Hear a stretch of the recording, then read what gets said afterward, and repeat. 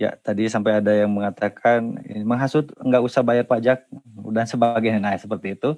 Jadi Afwan untuk jemaah sekalian untuk sekali lagi untuk menyimak terlebih dahulu pemaparannya, nanti dibuka forum diskusi seperti itu Enggak, ya. apa tadi? Coba Gantum sampaikan. Coba Oh apa ya, tadi bunyi tadi kata itu ada yang menyikapi astagfirullah, acara apa ini? Menghasut nggak usah bayar pajak, hidup di Indonesia, jalan pembangunan dari pajak, jadi ikut dong merasakan uang pajak yang haram dan aneh. Nah, seperti itu. Ada ungkapan dasar satu jemaah. Ya, saya katakan tadi dari awal bahwa pajak suatu hal yang zalim. Tapi kalau Anda masuk jalan tol, Anda berbayar atau gratis? Bayar tentunya. Bayar. Itu nggak ada masalah. Anda berikan, ada imbalan. Kan negara nggak maksa. Halal. Jelas. Tapi Anda melewati jalan negara. Bayar atau gratis? Gratis kan ya? Gratis. Gratis. Baik. Diambilkan dari uang pajak, ya, itu kesalahan yang menarik pajak. Ya, kalau dia terapkan dengan seperti tadi, seperti berbayar, nggak ada masalah. Dan kita lihat, saya pernah waktu tinggal di kuliah S2 S3 di Saudi Arabia, saya lewat jalan tol dari Riyadh ke Mekah ke Madinah 1000 kilo kurang lebih. Cuma ada 2 lampu merah dari kota Riyadh sebelum masuk jalan namanya highway atau Tariq Syariah, ya, di kota Riyadh. Lampu merah kedua di kota Mekah 1000 kilo. Tidak lampu merah, ya, bebas hambatan. Tahu antum saya bayar berapa? Saya hanya bayar bensin untuk mobil saya 35 real, sekarang mungkin 150.000, ya, karena mobilnya lumayan irit waktu itu, Corolla. Sudah sampai saya di Mekah. Bayar tolnya 0 rupiah. Ada pajak negaranya 0 pajaknya. Kan saya katakan dari 2018 mereka baru menerapkan pajak. Pajaknya 0. Ya. Negara orang kok bisa memberikan kesejahteraan kepada warga negaranya, ya, tanpa mereka harus menzalimi rakyatnya dengan menarik pajak. Mari berpikir kita dengan cara realistis. Kalau Anda katakan, oh iyalah karena Saudi minyaknya banyak. Saya kira kalau kekayaan negara, hasil alam, hasil bumi negara, saya kira kalau dihitung satu persatu, Indonesia jauh lebih banyak. Di Saudi mereka tidak ada air tawar. Untuk air tawar disalurkan ke rumah-rumah untuk kebutuhan rumah tangga, itu dari air laut mereka suling. Pasti biayanya mahal. Tapi orang masih bisa hidup. Air pumpnya masih bisa hidup. Jauh lebih murah daripada di Indonesia. Ya, dan nggak pernah mati. Nggak pernah padam. Ya, seperti itu.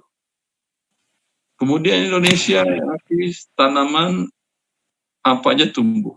Di Arab Saudi untuk buat nanam itu butuh biaya besar. Untuk menggali sumber air butuh biaya besar. Ya, tapi karena mereka berpegang kepada itu adalah haram, walhasil mereka mencari solusi dan bisa. Yang jadi masalah adalah Anda mau mencari solusi atau tidak. Jika Anda ingin mencari solusinya, insya Allah Allah mudahkan. Wallahu ta'ala a'lam. Baik, alhamdulillah Yang untuk menghasut, yang iri, yang menghasut tentu silahkan. Semoga Allah berikan hidayah kepada beliau. Tetapi amin.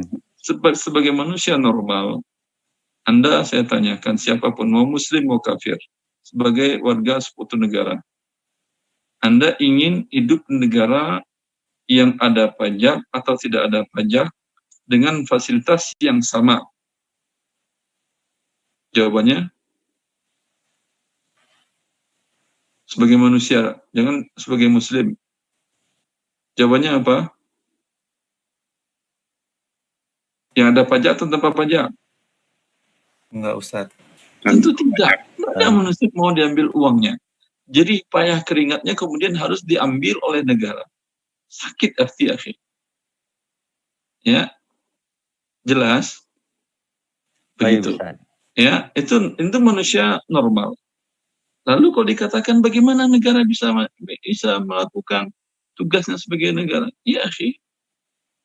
Semua banyak negara yang besar tanpa harus menarik pajak dari warga negara.